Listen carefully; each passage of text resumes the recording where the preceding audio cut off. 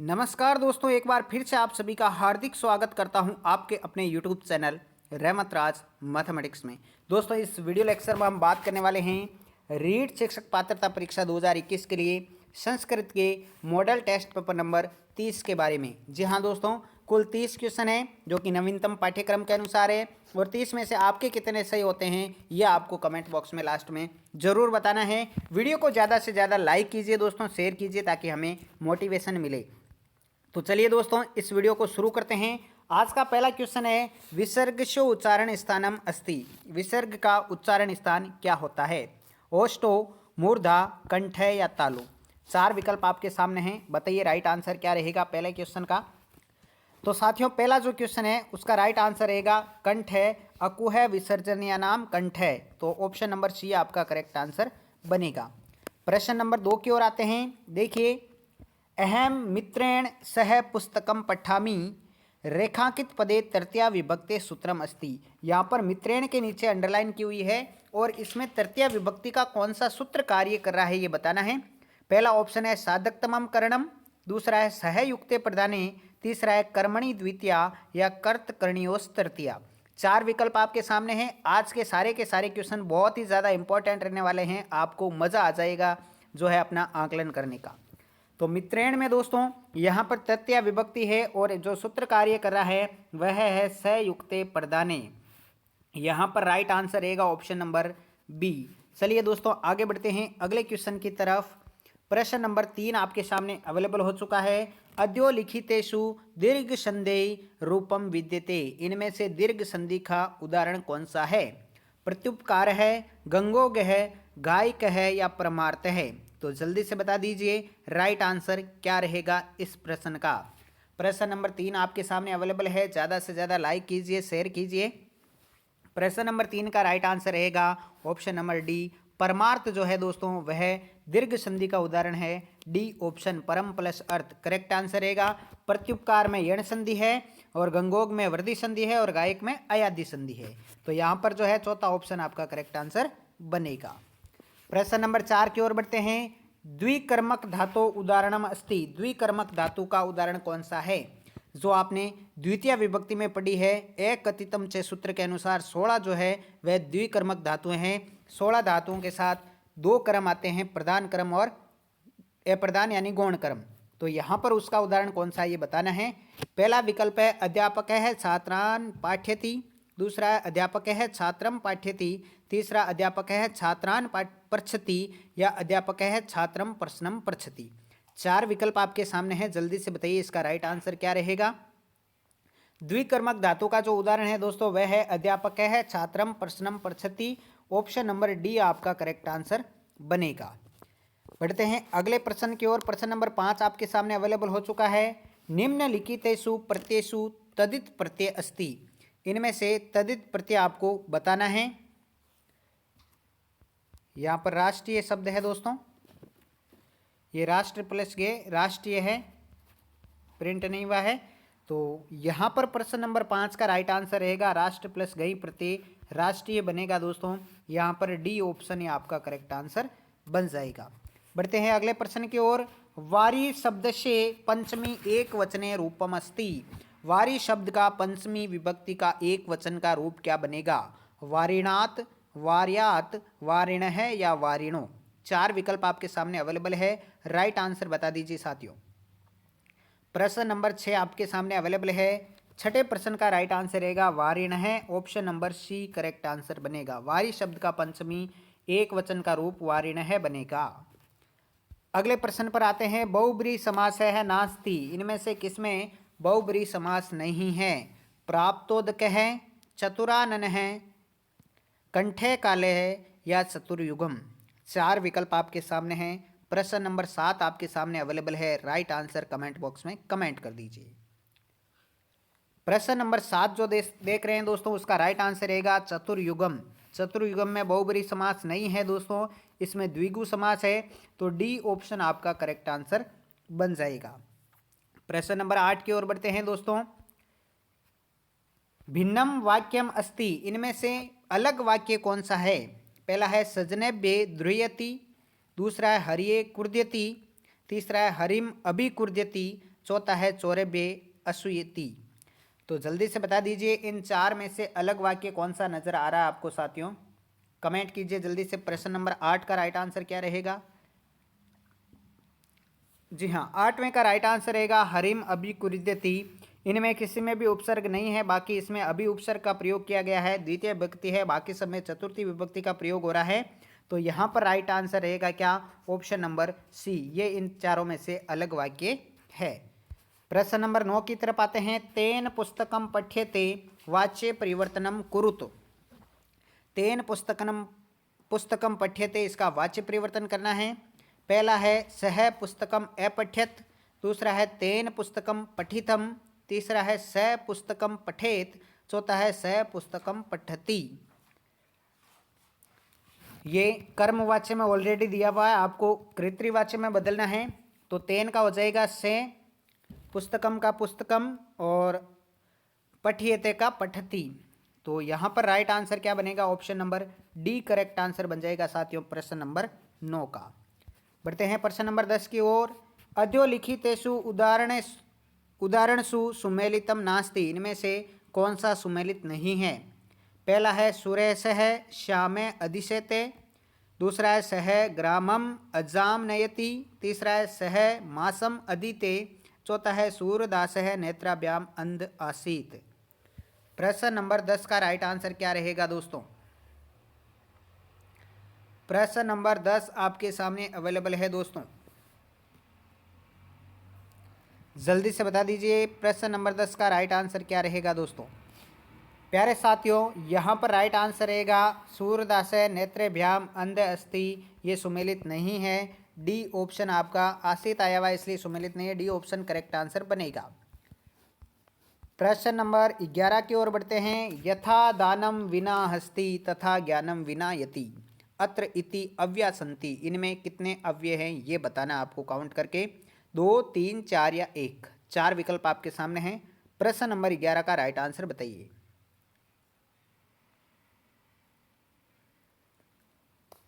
प्रश्न नंबर 11 का right answer रहेगा बी ऑप्शन। इसमें 3 कुल अवयवों का प्रयोग किया गया है, यथा, विना और तथा।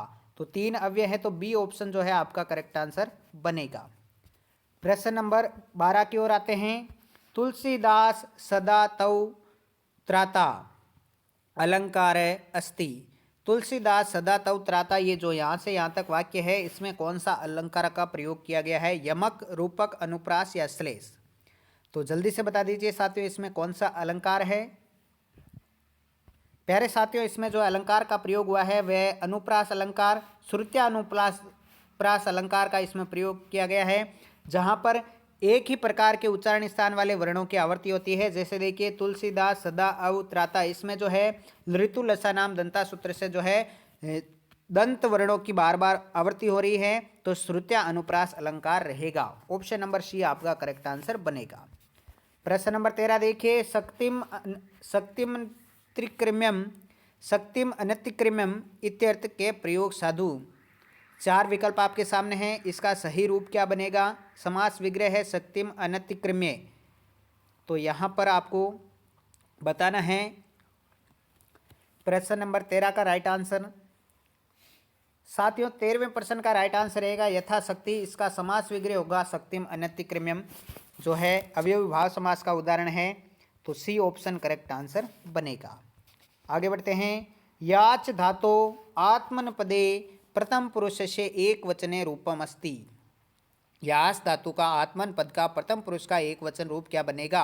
याचते, याचे, याच से या याचे थे।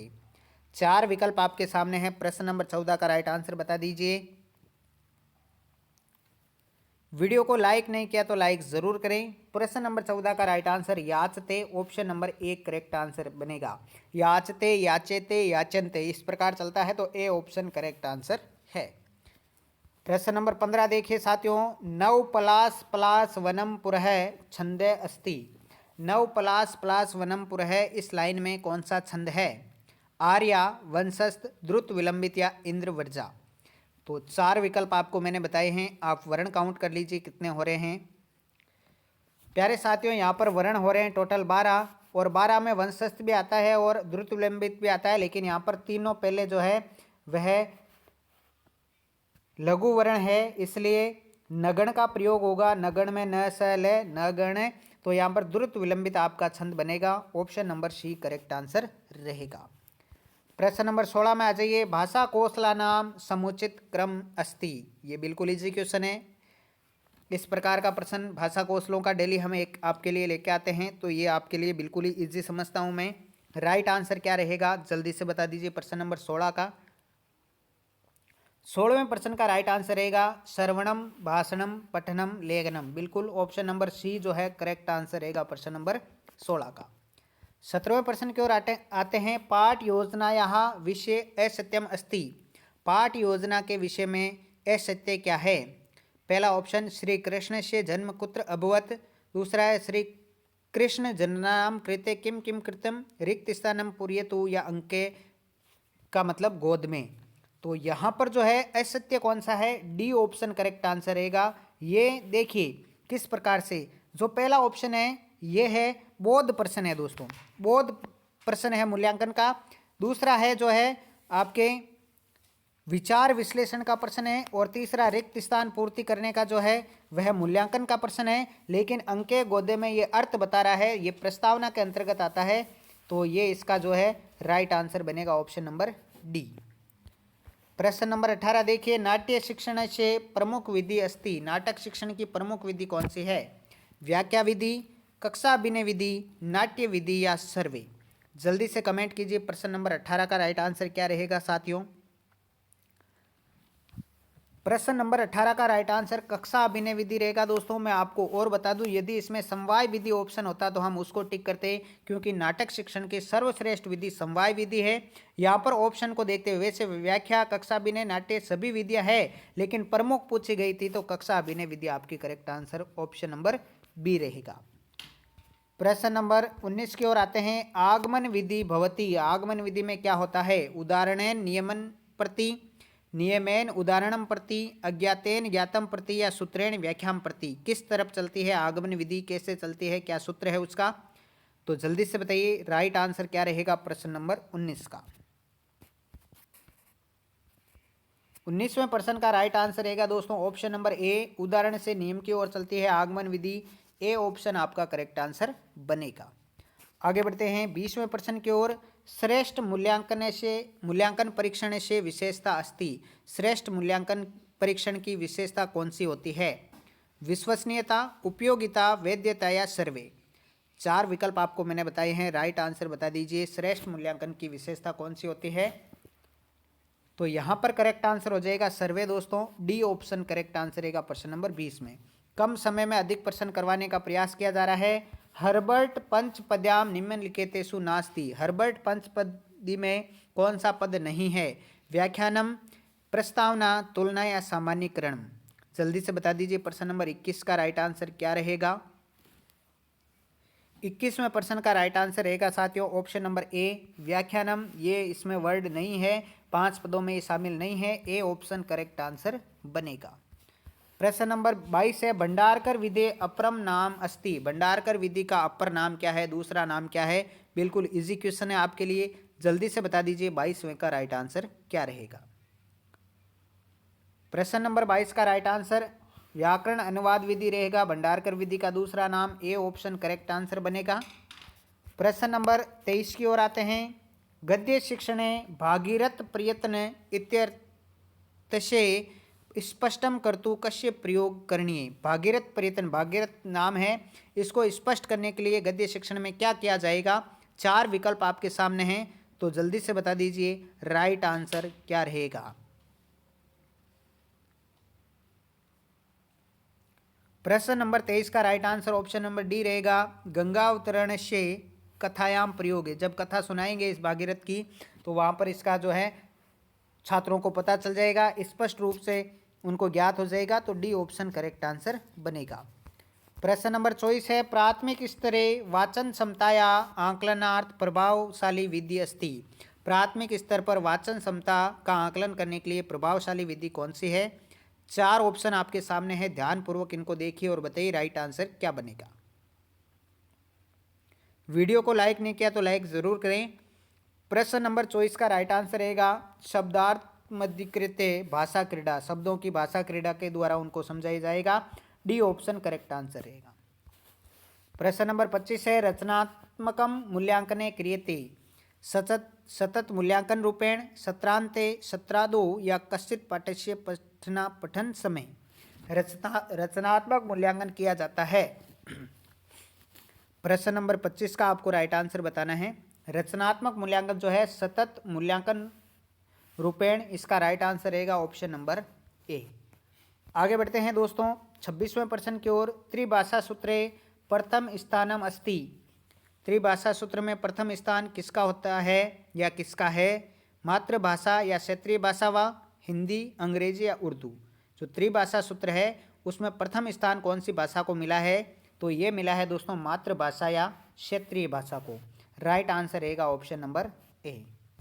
प्रश्न नंबर 26 देखिए, यस्या भाषायाः अध्ययनं क्रियते तस्या भाषायाम् अवशिक्षणं कस्य विधे विशेषता? प्रत्यक्ष विधि, विश्लेषण विधि, निगमन विधि या सूत्र विधि। बताइए 27वें का राइट आंसर। प्रश्न नंबर 27 का right answer option number A रहेगा, प्रत्यक्ष विधि यहाँ पर करेक्ट आंसर हो जाएगा। आगे बढ़ते हैं 28वें प्रश्न की ओर। प्रस्तावना मूलाधारो वर्तते, प्रस्तावना का मूल आधार क्या होता है? समस्या प्रश्न है, विषय प्रवेश है, पूर्व ज्ञानम या कोएपी ने।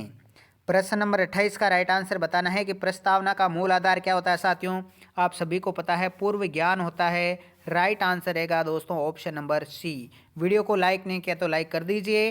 प्रश्न नंबर 29 की तरफ आ चुके हैं। अद्यो लिखितेषु पाठ्य पुस्तक से प्रमुख गुणम नास्ति, इसमें से पाठ्य पुस्तक का प्रमुख गुण नहीं है। सौदेश्यता, उपयुक्तता, प्रायोगिकता या क्रमबद्धता।